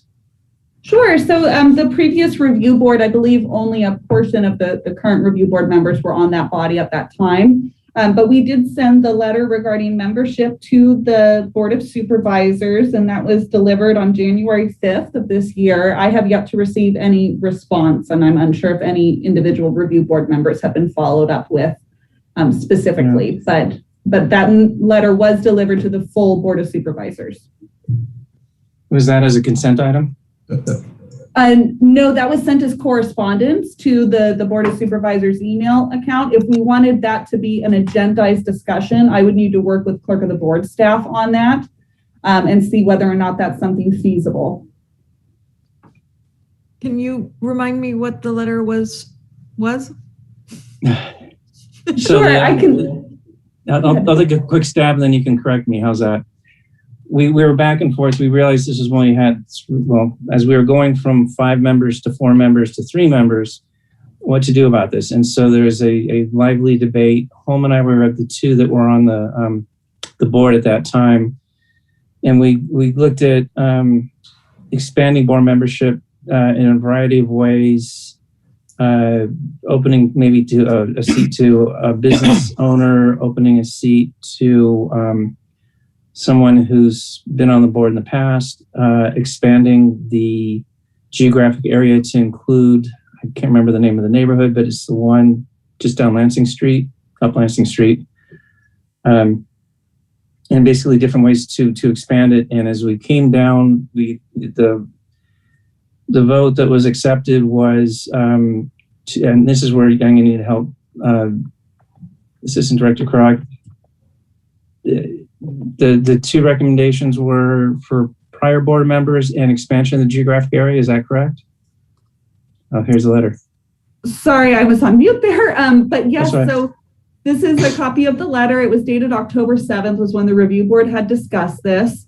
And it talks about desire for, experience, ensuring that there is some experience in terms of the review board members coming on board, especially when they're sort of retired or termed out members. There was the discussion about point of view estates and about adding those individuals into the area. And I believe those were the two main items that the review board could agree upon. There had been others in some of the draft letters, but those were the main two. And if the review board would like, I can send this letter to all members so you have a executed copy as well. Yeah, would you please do that? And then under experience, the concept was that if we didn't have a quorum, then we could reach out to prior board members and ask them if they would take a seat for a single meeting or until, we regained the quorum. And the point of view states was expanding the geography of who could be included in that area. So that was what we compromised on. And so we sent that. The business owner wasn't, you weren't able to find agreement on the possibility of adding a business owner. There was not sufficient support to include it. So it was, I guess, delivered to the Board of Soups inboxes. I mean, at this point, if Board Member Madrigal has someone that we can bring on for a fifth, maybe we want to revisit, cross your fingers, maybe we want to take this up and maybe rehash what we think is appropriate or not appropriate. But at this point, I don't feel a need to push it in their faces at this point, unless someone else does. So the question I have for Julia is, so this has been sent to the supervisors and yet we haven't heard anything. How do we make this an action item for the supervisors? We're asking them to approve this. Sure. So I think I will want to talk with our interim director, Nash Gonzalez, and then likely also the supervisor, the district representative for the 5th district, to talk with how to potentially agendize a discussion on this. So typically that it would be a request being submitted to have a discussion on an agenda. I will tell you right now, the board agendas are extremely full. So most of the time we're getting scheduled in August or later for any sort of regular items. So just, I can work with and report back on how we could get this as an agendized item in front of the board for discussion. The challenge is going to be, we will not be able to have all 4 of you members there present at that meeting, as it would be, potentially another meeting to be held. Then we'd have to notice it as a meeting of the review board. So we would need to talk about some of the logistics around that as well. Thank you. Board Member Madrigal. So it looks like Supervisor Williams is watching, and he said he's available. We've been meaning to get together to talk about MHRB. So he said he's waiting to hear back from council on moving it forward, but we can discuss it when he and I meet as well. Thank you. Any other thoughts, comments? And Chair Roth, we do have a hand raised from Rick Sachs in the attendees area as well for this item. Yes, please go ahead. Mr. Sachs, we've brought you over here. Please go ahead when you're ready. I am ready. I don't want to hog the meeting, but I just wanted to comment that originally when the MHRB was established, it was designed to have 3 members of the public and 2 members of the business community on the board. That was the balance that was originally intended. Thank you. Fascinating. Thank you much for that. Mm-hmm. Any other thoughts, comments? Okay, that brings us to our last item. Thank you, staff, for putting together this memorandum. It was to clarify what we discussed a meeting or so ago about the signed copy exemptions. Do you have any comments? Is this, I don't think we need to have staff rehash this. This is just trying to clarify. From to our board members, do we have any thoughts about this, or staff, do you want to comment? Yes, I just had one item and I sent it out. I apologize. It was a little late before the meeting here. I sent out a copy of a scan, a PDF scan, and we do have Rick Sachs available on the line, but this was actually shared with me by Rick, and it was interesting. I have not yet been able to verify what MHRB meeting this may have come from, but it looks like staff in the past had requested an interpretation on the exemptions, one for roofing materials, but also for signs.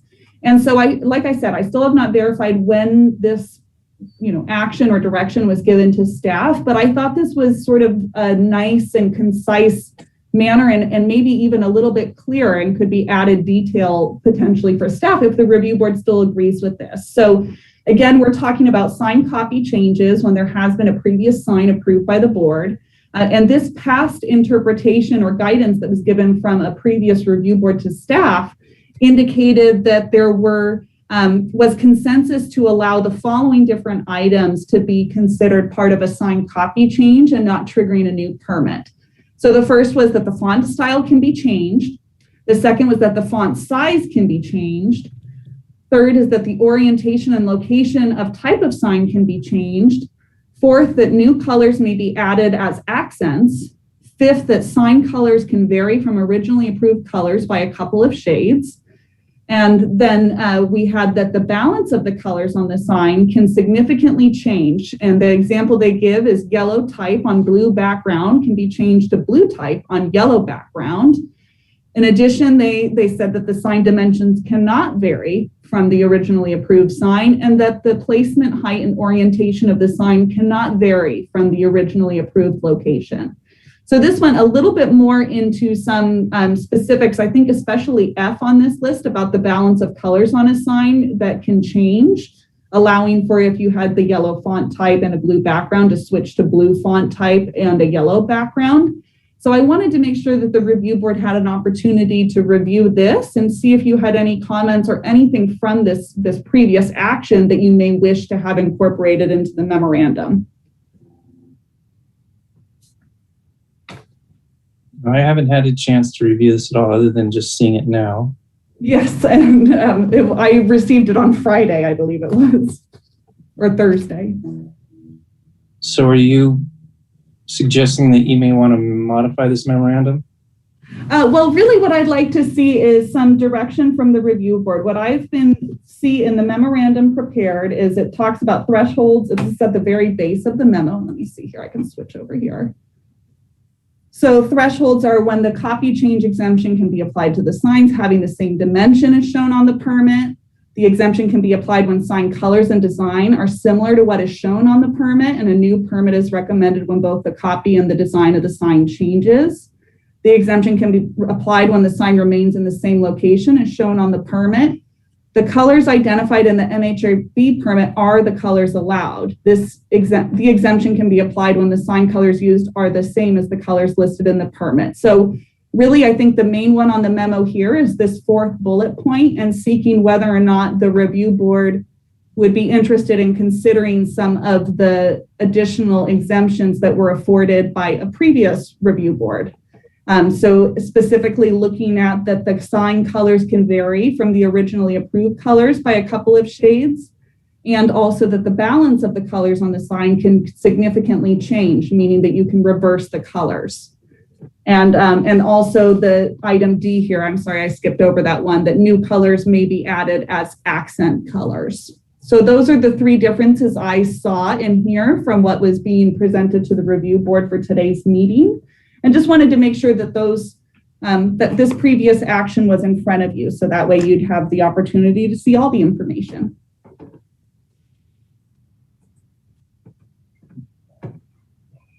Comments? Yes, Ms. Madrigal. So I believe we might have some public comment. I'd be interested to hear what the public comment was on this matter. Do we have public comment? Yes, we have both Rick Sachs and Kelly Grimes available on the line. So I'm going to bring in Rick Sachs first and then followed by Kelly Grimes. Mr. Sachs. I was really hoping that Ed O'Brien could get in on this because I think he was chairing the board when all those decisions were made. And when I spoke to him the other day, he had a conflict of a dental appointment with this timing. And I believe Chief O'Brien is in the meeting. He doesn't know how to let you know that he's interested in speaking. He was in the meeting. However, I don't see him on the line anymore. I think he may have dropped out of the meeting. Okay, so maybe if he's watching, he can go log back in. Yeah, like I think it's a challenge. Okay, that's what I wanted. Ed has a lot to say. Okay, thank you, Mr. Sachs. Is Mr. Grimes there? I'm bringing in Mr. Grimes now. So, Mr. Grimes, if you had any comments on this item, please go ahead and unmute yourself when you're ready. I'm actually just watching. I have no comments. Oh, okay. All right. Thank you.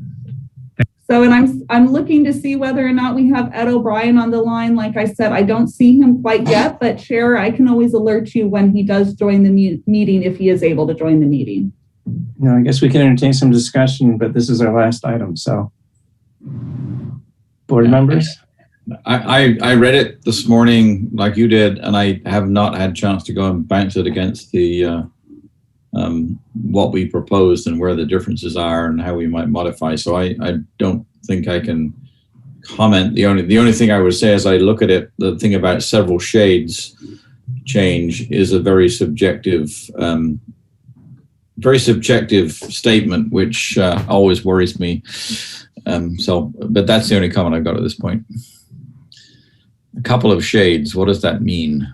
Yes, and I just want to be clear that, staff is not suggesting that the review board needs to change from the memorandum that's presented to you. I just wanted to make sure you were aware of this. I have to say this was the first time that I had seen this document in my time here with the county. So I thought it'd be helpful for you to have that information as well. No, it's helpful. I just haven't had a chance to look at what we wrote versus what this says and see where we may be able to improve what we said. So, because there's some good stuff in here. So maybe would it be worth continuing this next meeting and trying to get Ed O'Brien on the line. In the meantime, if board members want to mark up the memorandum that was sent out dated June 7th with their comments with this one from whenever. And would that make sense? Or is that going to deluge you, Julia, with everything? No, I'm really hoping that I'll actually verify what meeting date that interpretation came from. Oh, and I do see Ed O'Brien has just joined the meeting. Would you like me to go ahead and invite him in? Bring him on, please. Yes. Okay. All right, Mr. O'Brien, we've just brought you over into the meeting, and please just for the record. My name's Ed O'Brien, if you hear me. Yeah. Yes. Just so you know, from being a person who's not really good with computers, this is one of the most frustrating ways to do a meeting. It really is. I watched the whole thing for 2 hours and I couldn't raise my hand. I couldn't say anything. My suggestion is, as soon as you can, go back to in-person meetings, because this is not working well. And that would just for information, that was one of the earlier items, and we're pushing as hard as we can. I understood that. I watched that.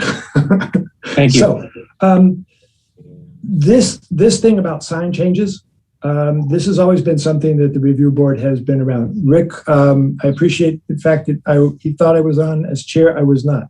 I had retired from the chair in '89, so or from the board at that time.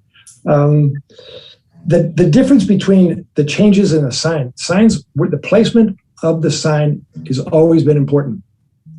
Does it distract from the historic nature of the building? Does it detract from other buildings in the district?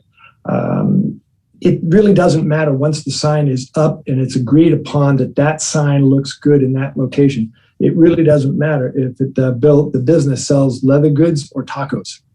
And I just don't think it should ever be that much of a thing if it's the colors. It's those colors were always discussed as that is the business's logo, more or less. The sign control is about the architecture of the building. It's not really ever been supposed to be about the color changes. That was always presented, but it was basically for comment, and then if that's the look that you want, that's okay. I remember distinctly Don Hahn looking at a very what he considered to be ugly sign, and he approved it because that was their business logo. That's how they wanted to be seen by the public. So I think these changes are that the review board asked for and gave to staff years ago should be implemented. This is what it should be. If you also notice at the bottom of those, it also talks about if roofs colors have changed. That is because it was an architectural feature. A red roof on a blue building, that is a great architectural change. But signs, they are not. Roofs also stay for 20 to 30 to 40 years. Trust me, businesses move and come and go. So I think that this should be this should be what the review board is actually looking for. Making it easier for applicants to come to a business. They don't have to wait the 3 or 4 months. They can open it up, get the sign changed, and as long as it fits the same size, this should not have a big effect. I think that if you read again that letter that was brought to you, it was talked about, it resolved by the consensus of the board. This is a finished product. It was somehow left out. So I think that this should be right back where you are. I should also mention that when you were talking earlier, because I couldn't get in, the issue of hardy plank in Zone B, even if it's visible from Zone A, I have to remind you that the historic district has been in effect for over almost 50 years. And a lot of products that we used in common practice are no longer common. And so I think that we are going to see more and more requests for non-burnable subjects, parts of buildings. And I think it's going to have to be a further discussion. That's all I have for now. Thanks, Ed. We appreciate your input. Yeah. And Chair Roth, I do see that Rick Sachs has his hand raised, so maybe he wishes to provide some additional comment after hearing from Ed O'Brien. Sure, bring him on. Okay. Rick, you're back in the meeting here. I don't have additional comments. I'm glad Ed came in. Thank you. Thanks. Thank you. This is where we miss that sort of in-person, someone stands up and everyone else goes, yeah. Can I make a comment? Yes, please. Okay. I mean, I've just had a quick look at the two texts here, and it seems to me that there is some conflict, especially with the fourth item in the June 7th memorandum. And I like the fact that the old interpretation that Julia sent to us today, that the old interpretation is more specific. And I'm wondering if the two texts could be melded for our consideration next time. Maybe we drop the fourth item, which is clearly in conflict with what the review board had decided in the past, and we put the two together. I think that's a way to work on this for the next time. So, go ahead. Oh, I was just going to ask if there was any specific items on the historic interpretation that the review board is not comfortable with, such that staff should make sure we avoid trying to incorporate that specific one. And I'll go ahead and share my screen here so everybody can see those items again. And this is going to be a tough one because this is all going to be put back to Juliana, who's not here. I guess she can watch the recording and try to get the gist of this. Yeah. Well, I will work with her on it. I do understand that. Go ahead. I mean, as far as the urgency, since we are just getting this right now, I do wonder if I like Holmes' idea of combining them, but I'm wondering if I could have some time to look at it more, more thoroughly before we draft that letter.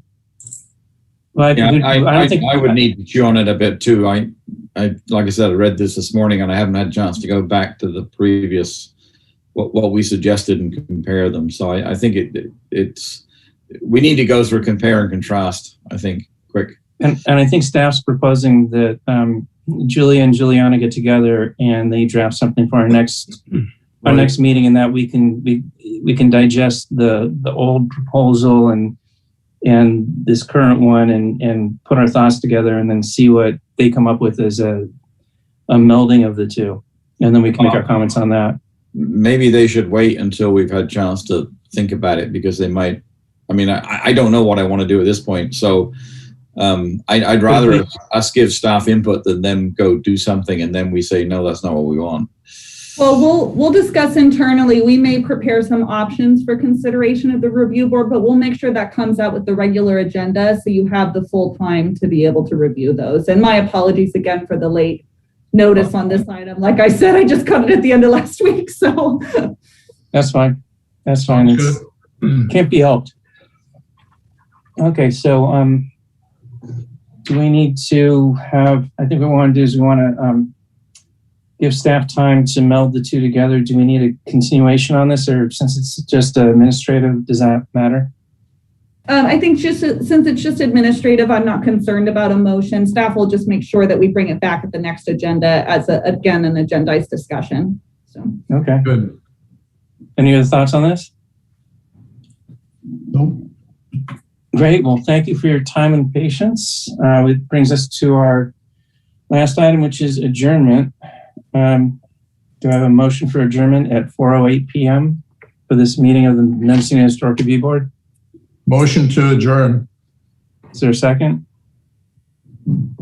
I'll second. Please just all in favor, say aye. Aye. Aye. Excellent. Thank you, everyone. Thank you, review board members.